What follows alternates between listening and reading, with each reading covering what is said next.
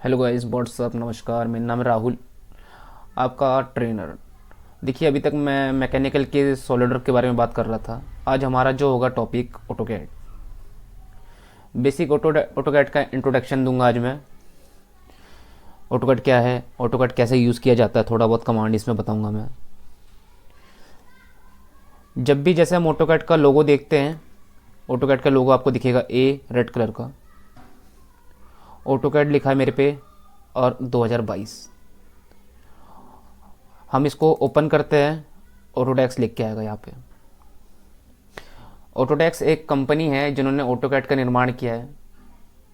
जो सॉफ्टवेयर मेरे पास है 2022। वर्जन अपडेट होते रहते हैं। अपडेट होते होते जैसे आपका फ़ोन अपडेट होता है, उसी तरह हमारे लैपटॉप में सॉफ्टवेयर अपडेट होते हैं। 2009 भी मिलेगा आपको, 2013 भी मिलेगा, 2015 भी मिलेगा। खासियत इनमें ये होता है, जैसे आपका फ़ोन अपडेट होता है, कुछ ना कुछ अपडेट होकर आता है, कैमरा में कुछ अलग सा आ जाता है, सॉफ्टवेयर में भी ये अलग सा आ जाता है। ठीक है, चलिए आगे बढ़ते हैं। जब ऑटोकैड मैं ओपन करूँगा तो इस टाइप से कुछ मिलेगा। जो मैंने पहले ड्राइंग बना रखा होगा, ये सारी ड्राइंग यहाँ मिलेगी आपको। यहाँ दो ऑप्शन मिलेगा, ओपन और एक न्यू। ओपन में यहाँ पे ऑप्शन मिलेगा, अगर मैंने कोई ड्राइंग अगर सेव कर रखा है इस फाइल में कहीं पे भी, सारी ड्राइंग मुझे मिल जाएगी। ठीक है, ये पहला ऑप्शन हो गया। सेकेंड ऑप्शन यहाँ पे है न्यू ड्राइंग फाइल लेने के लिए, या कंट्रोल एन से भी आप ले सकते हो। ठीक है, यहाँ चलते हैं। जैसे मेरे पे यहाँ पे फ़ोटो दिख भी रहा है और फाइलें भी दिख रही है। साइड वाला ऑप्शन में जाएंगे तो नाम दिखेगा, जो ड्राइंग मैंने बना रखी है नाम से दिखेगा। चलिए, तो बात इसकी हो गई है। एक न्यू पेपर लेते हैं कंट्रोल एन से। एक ऐड ISO, जब भी हम MM में काम करेंगे एक ऐड ISO। ओपन करने के बाद आपको इंट्रोडक्शन कुछ इस तरह से मिलेगा। हमें यहाँ पे मिलेगा एक रिबन कमांड मैनेजर। आपने कॉलेजों में जब आपका मैकेनिकल्स ड्राइंग बनाए होंगे आपने हाथों से, मिनी ड्राफ्टर से, जब इनका यूज़ किया होगा अपने हाथों में, पेंसिल, स्केल, मिनी ड्राफ्टर। उसी तरह हमें यहाँ पे मिलेगा एक लाइन कमांड, एक सर्कल कमांड, एक आर्क कमांड, एक रेक्टेंगल कमांड, और आगे मॉडिफाई में move command, rotate command, trim command and fleet command. आगे हमें इसमें टेक्स्ट में मिलेगा, डायमेंशन भी मिलेगी, बहुत कुछ मिलेगा। ये तो खैर रिबन कमांड की बात हुई है हमारी। यहाँ चलते हम, ये मिलेगा मेरा व्यू क्यूब। व्यू क्यूब क्या होता है, जब भी मैं कोई ड्राइंग अगर टॉप प्लेन से देख रहा हूँ, टॉप से दिख रहा है, इसी को अगर मैं यहाँ साइड कर लूँ, साइड प्लेन से दिखेगा। फ्रंट ले लूँ, फ्रंट प्लेन में मिलेगा। अब देखिए इसमें क्या हो रहा है, ये तो चेंज हो रहा है, मेरा वाई जेड एक्स भी चेंज हो रहा है। जब हम 3D में यूज़ करते हैं इसको, 2D में हम टॉप प्लेन से देखते हैं कोई भी ड्राइंग को, तो टॉप से बनाते हैं। ठीक है, चलिए खैर उसकी तो बात हो गई। नीचे चलते एक नेविगेशन बार मिलेगा आपको। नेविगेशन बार, जो हमें एक पेन का जो ऑप्शन मिलता है यहाँ पे, ये हाथ वाला, ये नेविगेशन बार में मिलेगा। कुछ ऑर्बिट मिलेगा यहाँ मुझे, कुछ जूम मिलेगा। बाय डिफ़ॉल्ट ये दोनों यहाँ से गायब कर देंगे, तो लाना कैसे है, आप करना क्या, व्यू में जाना। व्यू में देखिए एक नेविगेशन बार, एक व्यू क्यूब और एक UCS IC आइकॉन। ये तीनों ऑप्शन आपको मिलेंगे। अगर बाय डिफ़ॉल्ट आपका यहाँ पे ऐसे बंद रहे, तो आप क्या करना, आप यहाँ से व्यू में जाना, आप इन दोनों को ऑन कर देना। इससे होता क्या है, अगर मैं यहाँ पे टॉप प्लेन में काम कर रहा हूँ तो टॉप प्लेन रहेगा, यहाँ पे पता चल जाएगा हमें बताता है किस डायरेक्शन में हम काम कर रहे हैं। नेविगेशन बार में हमें पेन मिलता है, पेन से हम पेन कर सकते हैं।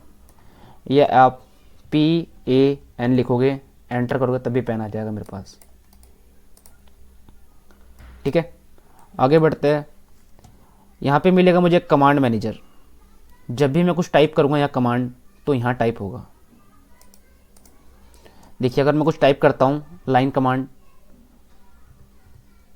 लाइन कमांड आ गया मेरे पास। जो मैं टाइप करूँगा यहाँ मिलेगा मुझे। ठीक है, आगे बढ़ते हैं। वाई एक्स की तरफ। आप देखिए यहाँ पे एक रेड ग्रीन कलर की लाइन जा रही है, एक रेड कलर की लाइन जा रही है। ये रेड और ग्रीन है क्या? जैसे कि हम ऑटोकैड को खोलते हैं तो ये दो ऑप्शन मिलेंगे हमें। अभी 2D में काम कर रहे हैं इसलिए वाई एक्स मिलेगा, 3D में काम करेंगे जेड भी आएगा। ठीक है, ऑटोकैड हमें 2D के लिए काम करने की यूज़ होता है, चाहे मैकेनिकल हो, चाहे मैकेनिकल हो, चाहे सिविल हो, चाहे आर्किटेक्चर हो, चाहे इलेक्ट्रिकल हो, सब में ऑटोकैड का यूज़ है 2D के लिए। ठीक है, तो वाई एक्स में काम करेंगे हम इस प्लेन में। अब देखिए, खैर इसकी तो बात हो गई इंट्रोडक्शन में हमारी, इसकी भी हो गई, इसकी भी हो गई, कमांड मैनेजर की भी हो गई।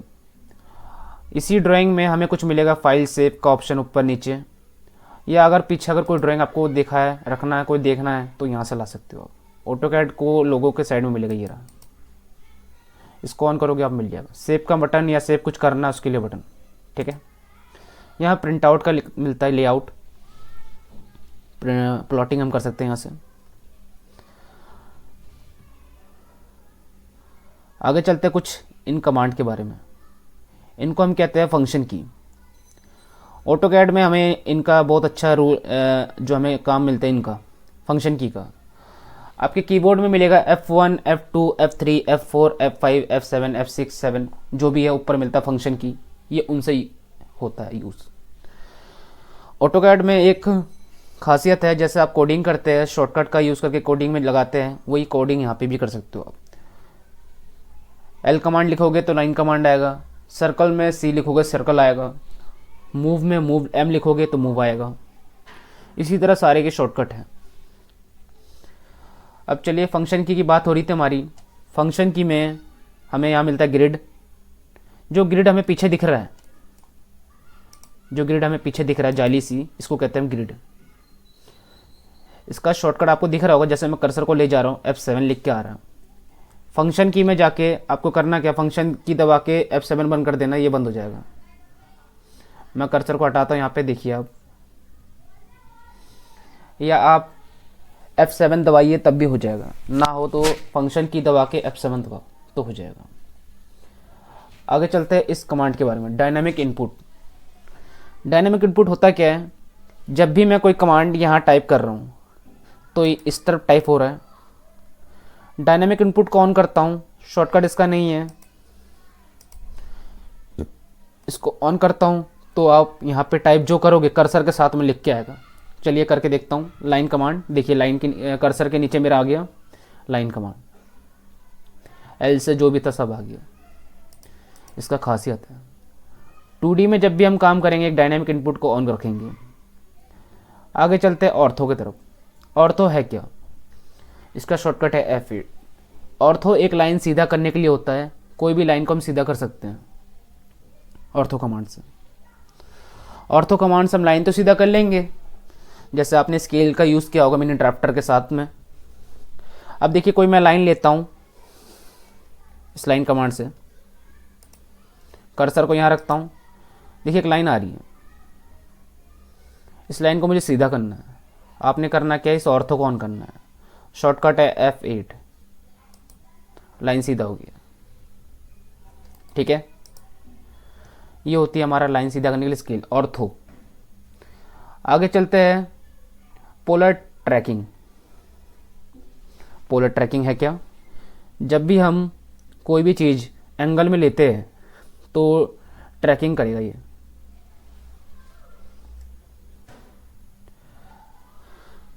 कैसे होगा इसका यूज़ दिखाता हूँ मैं। एक लाइन कमांड लेता हूँ, कर्सर को यहाँ रखता हूँ, टैप करता हूँ, ऊपर खींचो आप, ऑर्थो बंद कर देता हूँ इसको ऑन करके। जब भी मैं इसको ऑन करूँगा ऑर्थो बंद हो जाएगा ऑटोमेटिकली, ये एंगल बताता है इसलिए। अभी देखिए मेरा 0 डिग्री पे आ रहा है, अब मैं कर्सर को ऊपर लूँगा, 45 एंगल पे आ गया ग्रीन कलर की लाइन। ये कैसे आया, इसको 30 डिग्री पे भी आना चाहिए था, 35 में भी आना चाहिए था, क्योंकि मैंने इसमें 45 लिख रखा है इसलिए आया। आपने करना क्या है, DS ड्राफ्टिंग सेटिंग, शॉर्टकट में लिखना है DS drafting setting. Drafting setting में मिलेगा आपको पोलर ट्रैकिंग। पोलर ट्रैकिंग में जाना है आपको, यहाँ मिलेगा angle, polar tracking on F10, polar angle settings. Settings में मुझे लिखना है 45 मैंने लिखा था इसलिए आ रहा है, मैंने यहाँ करना है 30, ओके करना है। अब देखिए क्या होगा, मेरा लाइन कमांड एक्टिवेट करता हूँ, 0 डिग्री पे आ रहा है, ऊपर ले जाता हूँ 30 पे भी आएगा। सिंपल मैंने यहाँ पे रखा, एंगल बताने का काम आ जाता है। ये होता है पोलर ट्रैकिंग। शॉर्टकट है F10। आगे बढ़ते हैं, ऑब्जेक्ट स्नैप ट्रैकिंग। देखिए नाम इसका है पोलर ट्रैकिंग, इसका नाम है ऑब्जेक्ट स्नैप ट्रैकिंग। देखिए नाम से पता चल रहा है ऑब्जेक्ट स्नैप ट्रैकिंग, किसी भी लाइन को ऑब्जेक्ट समझ कर ट्रैकिंग करने का काम आता है। मुझे करना है कि एक लाइन लेना है, यहाँ से कर्सर को मैं यहाँ रखता हूँ, मुझे यहाँ पे एक सर्कल चाहिए, यहाँ से इसकी दूरी होनी चाहिए 100, तो मुझे एक सर्कल चाहिए, तो ये ट्रैकिंग करेगा। दिखाता हूँ कैसे। सिलेक्ट लाइन कमांड यहाँ रखा मैंने और इसको पकड़ कर ट्रैकिंग कर रहा है। देखो ग्रीन कलर की लाइन आ रही है, मैंने लिख दिया 100 और एंटर। 100 की दूरी पे एक लाइन आ गई है, ये रख देता हूँ मैं। अब देखिए 100 की दूरी पे एक लाइन आ गई है। आपने चेक कैसे करना है, आपको यहाँ मिलेगा डायमेंशंस। डायमेंशन में जाके क्लिक करिए आप, फर्स्ट पॉइंट यहाँ रखिए आप, सेकेंड पॉइंट जहाँ से आपने स्टार्ट किया था और नीचे कर्सर देखिए 100 लिख के आ रहा है। ये होती है ऑब्जेक्ट स्नैप ट्रैकिंग। समझ में आ गया होगा आपको। आगे बढ़ते हैं ऑब्जेक्ट स्नैप। अब देखिए ऑब्जेक्ट स्नैप होता क्या है, आप कोई लाइन बनाते हो, कोई सर्कल बनाते हो, उसके ऊपर नीचे जो सेंटर पॉइंट आते हैं सब इससे आते हैं। अगर बाय डिफ़ॉल्ट मैं इसको बंद कर दूं, एक सर्कल लेता हूं, वापिस एक सर्कल लेता हूं, मुझे इसके सेंटर में चाहिए। देखिए सेंटर पॉइंट नहीं आ रहा, वो इससे आता है। मैं इसको ऑन कर देता हूं, कर्सर को यहाँ ले जाता हूं, देखिए सेंटर पॉइंट आ गया। इसने मेरा काम कर दिया आसान। आपको इसको ऑन रखना है, ठीक है।